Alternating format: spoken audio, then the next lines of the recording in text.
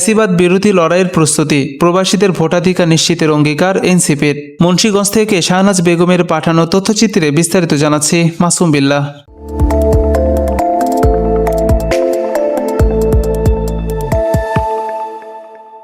ফ্যাসিবাদ ও মুজিববাদের বিরুদ্ধে আরও একটি লড়াই আসছে, এমন হুঁশিয়ারি দিয়ে জাতীয় নাগরিক পার্টি এনসিপির আহ্বায়ক নাহিদ ইসলাম দলীয় কর্মীদের সতর্ক থাকার আহ্বান জানিয়েছেন। 18 জুলাই শুক্রবার দুপুরে মুন্সিগঞ্জের এক পথসভায় অংশ নিয়ে তিনি বলেন, গোপালগঞ্জে হামলা হয়েছে, কিন্তু আরও 10 জায়গায় হামলা হলেও আমাদের দমন করা যাবে না। নতুন বাংলাদেশ বিনির্মাণের লড়াইয়ে মুন্সিগঞ্জবাসীকে পাশে চাই। এই লড়াই সমাপ্ত না করে আমরা শেষ থামব না। প্রিয় মুন্সিগঞ্জবাসী, আপনাদেরকে এই নদী ভাঙন থেকে রক্ষা করব আমরা, নদী দুর্যোগ থেকে রক্ষা করব আমরা। এই মুন্সিগঞ্জের হাজারো মানুষ প্রবাসে থাকেন, আমরা সেই প্রবাসীদের ভোটাধিকারের পক্ষে কথা বলছি।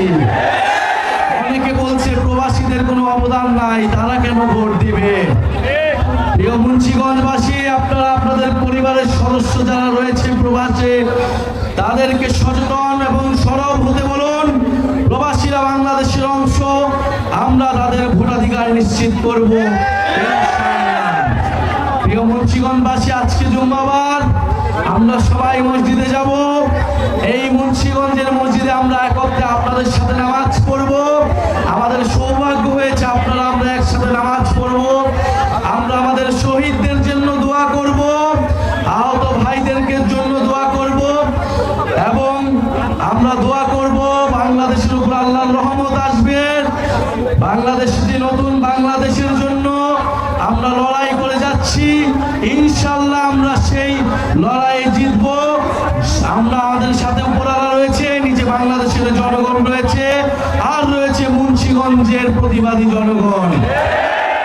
নাহিদ ইসলাম নদী ভাঙন, অবৈধ বালু উত্তোলন ও দখলসহ স্থানীয় নানা অনিয়ম বন্ধে কাজ করার আশ্বাস দেন। তিনি বলেন, পাড়া মহল্লায় প্রতিরোধ গড়ে তুলতে হবে। ফ্যাসিবাদ ও মুজিববাদের বিরুদ্ধে আমাদের এই লড়াই অব্যাহত থাকবে। সবাই উপস্থিত ছিলেন এনসিপির গুরুত্বপূর্ণ নেতা সার্জিস। তিনি বলেন, এই দেশ এখনও পুরোপুরি স্বাধীন হয়নি। ফ্যাসিবাদ নির্মূল না হলে প্রকৃত স্বাধীনতা আসবে না। শুধু গোপালগঞ্জে নয়, যেখানেই ফ্যাসিবাদী সন্ত্রাসীরা থাকবে সেখানে ঐক্যবদ্ধভাবে প্রতিরোধ করতে হবে।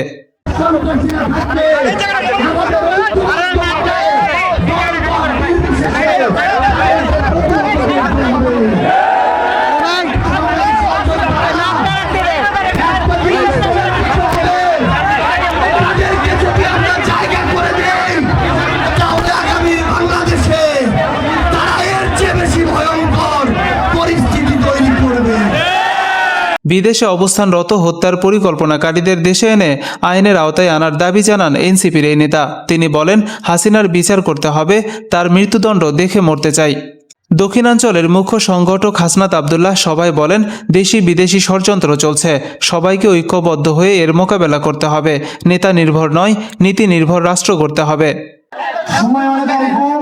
আমি একটা কথাই বলবো, আপনাদেরকে ঐক্যবদ্ধ করতে হবে।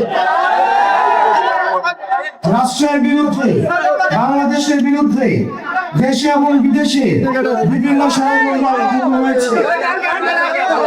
আমাদের ফ্যাসিবাদ বিরোধী যে রাজনৈতিক দলগুলো রয়েছে, এই ফ্যাসিবাদ বিরোধী রাজনৈতিক দল মত সবাইকে ঐক্যবদ্ধভাবে পরবর্তী বাংলাদেশ বিনির্মাণে আমাদের একসাথে কাজ করতে হবে। আমরা যে সংস্কার চাচ্ছি, এই সংস্কার নির্দিষ্ট কোনো দলের পক্ষেও নয়, নির্দিষ্ট কোনো দলের বিপক্ষেও নয়, বরং এই সংস্কারগুলো হচ্ছে বাংলাদেশের পক্ষে, জনগণের পক্ষে।